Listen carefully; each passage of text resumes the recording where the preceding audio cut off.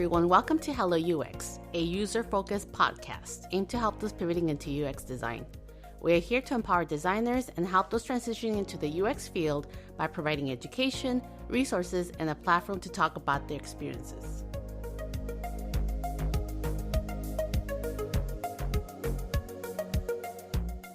I'm so glad you're joining me for this episode, and we are in for a treat. Today's conversation is with award-winning visual designer and hashtag woman boss, hashtag boss babe, hashtag chingona, whose passion is to democratize design learning. So without further ado, join us in this conversation with our guest, Stella Guan.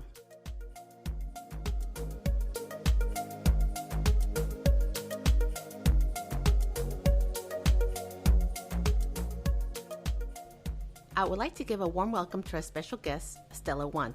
Thank you, Stella, and welcome to Hello UX. Yeah, thank you so much for having me.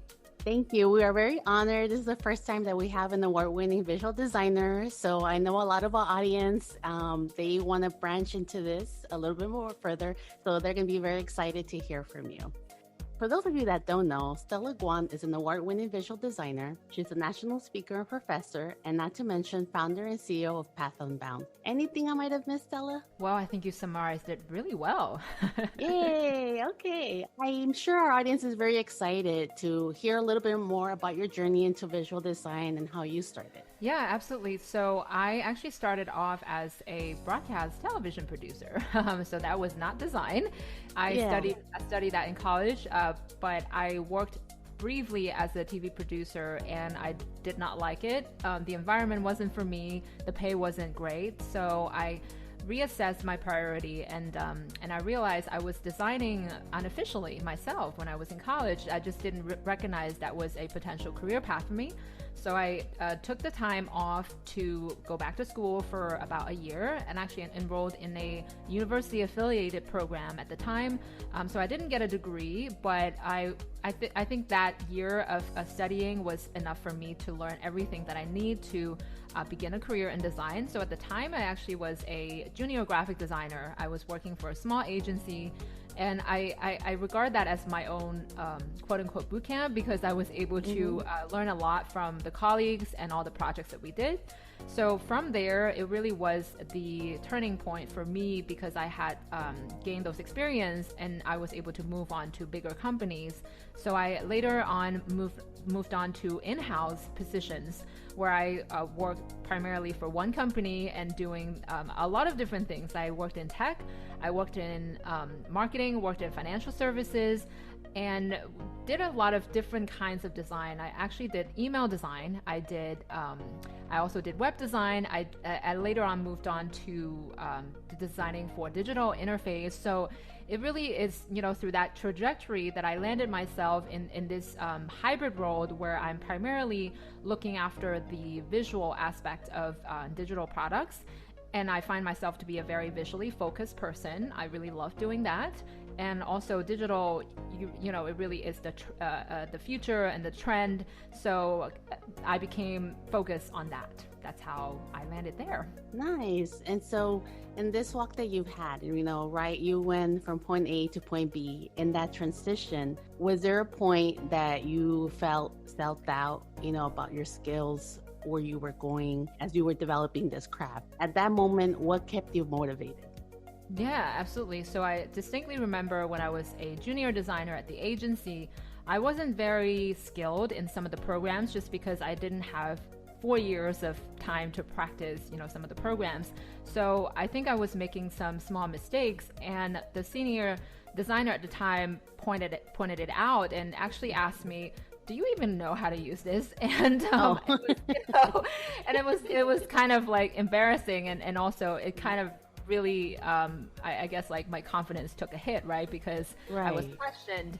But I just remember that I really liked doing this and I don't think I suck, but obviously I have to improve on a few things. So it really is taking feedback not personally, no matter how the person delivers it, and really take that as an encouragement for you to keep going instead of, oh, you're not good at this, you're not built for this. The other thing that I developed was the ability to be self-aware. So I was in the process, I was kind of discovering my strengths and weaknesses.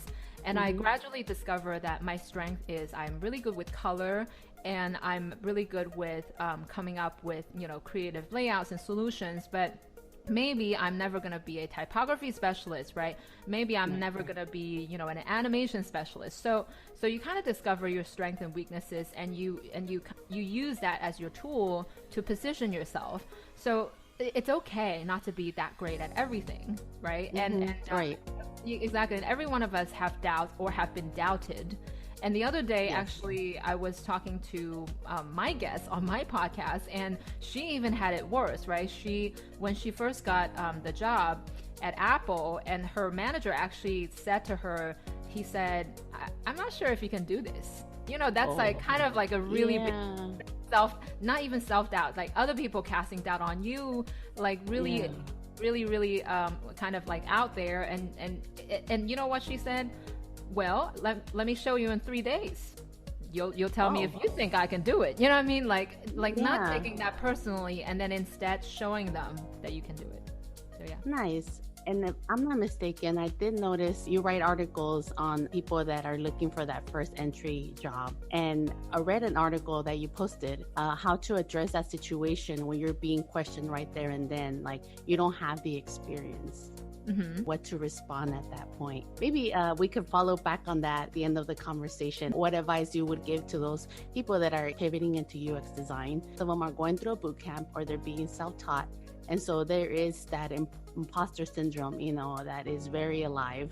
And so maybe you might want to share with us, one of your tips of how to handle those type of situations. Yeah. We'll pivot back into that.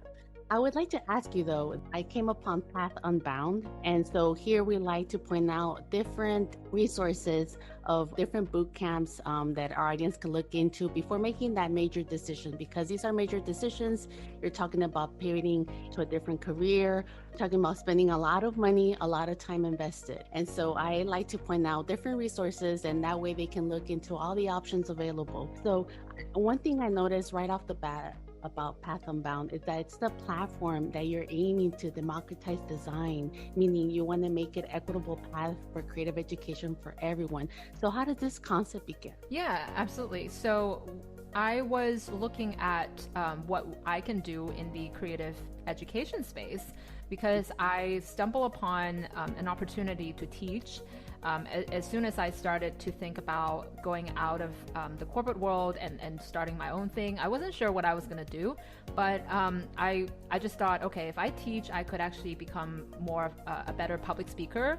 And it wasn't really anything planned, right? So I stumbled upon this industry, and one thing led to another. I was teaching in college as an adjunct professor. I was teaching at several other schools as, a lead instructor.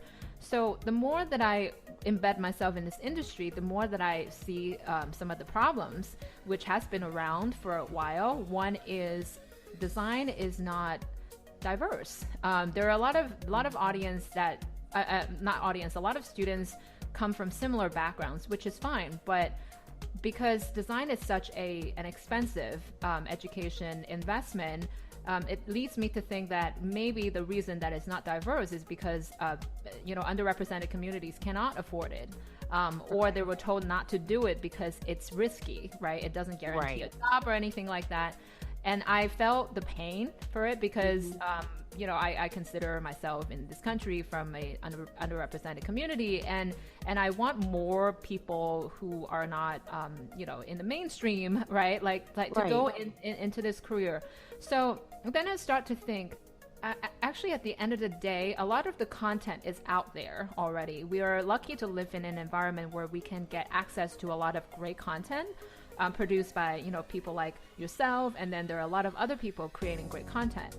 So why don't we collect them all together and then give those creators more views, while developing a curriculum that makes sense to learn, right? So it's what I call open source. So our free course is extensive. It has 120 lessons and more than 50 custom design exercises, but it's available for free, not because it's not valuable, but it is because we want to give you an idea of what it is like studying design, without a heavy upfront cost first, so you can evaluate, okay, this is a path for you. All right, this is a path for you. So if you want to take it to the next level, then you can invest in our other programs, which is competitively priced to go to that next level. The other thing that I want to highlight is there is an assembly line problem actually in the bootcamp industry, because a lot of them are really run like assembly lines, right? Like students come in, they do the courses, and then they kind of got rushed out in a way, just because that's how companies make money. So a lot of them end up having really similar looking portfolios, same thinking process, same visuals, and as a result, a lot of them actually struggle to get a job, and they don't know why. Right? Because if you didn't come from this industry, you may think that, oh, now I have the qualification, now I have done everything, now I have applied to 500 places, why am I not hearing back? Our industry is not like other industries. Like in other industries, if you're qualified, maybe you'll have a job, but it's in our industry, you actually have to show why you're unique, why your work it's better than others, right? So it's kind of like a higher level of creativity that requires. So we want to help students with that, with a more bespoke approach, where we literally take them through a process that's kind of like a conservatory in a music school, right? Like where you are one-on-one most of the time, and you are being given those like personalized instruction as much as possible. Nice. I through my own bootcamp experience, I felt like there was not a lot of visual design, I guess, teaching. The ones that were successful at it were the ones that had the background in graphic design. Right off the bat, they were able to implement these things into their portfolio. And so, of course, their portfolios look a lot more vibrant compared to us that we didn't have this background. And so if I'm a student and I want to develop my visual design skills further, what can I expect in this course to begin with? Like, what is this different from the boot camp? What am I going to get? Yeah, absolutely. So we actually covered a broad range of topics, but we actually started off giving you the option to learn the programs first. Obviously, you got to be proficient at them. But luckily, we have a few programs nowadays that most people in UX bootcamps also know, like Figma, like Adobe XD and Sketch. They're fairly easy to learn. So we immediately have a lower barrier of entry before, right? Before you have to learn like Photoshop, Illustrator, which is much more difficult. So after you learn that, we really dive into several different topics. And honestly, the core of visual design, I would say it lies in three different places. One is the layout, one is color, one is typography. There are other things, but these three big buckets are the most important thing to learn. And through those, actually, we have a lot of smaller topics that came from the teaching experience that I think is very important. And every teaching point comes with an exercise, which I think it's going to help them practice immediately what they just read, what they just watched. Okay, so after you go through this process, it actually will set you up with a foundation that is, on a higher level than if you attended a bootcamp that did not stress any of that. But at the same time, we really, really emphasize on getting feedback. Obviously, the free version doesn't have that, but if you want to, you can reach out to us and book, customized feedback session, which is also affordably priced. So those are really like on demand. In your own time, and also depending on how much you need, right? So it's flexible, and it really gives you the ability to get as much or as little help as you need it to. And in addition to that, we also go into things like mobile design. What's the difference between iOS and Android, right? So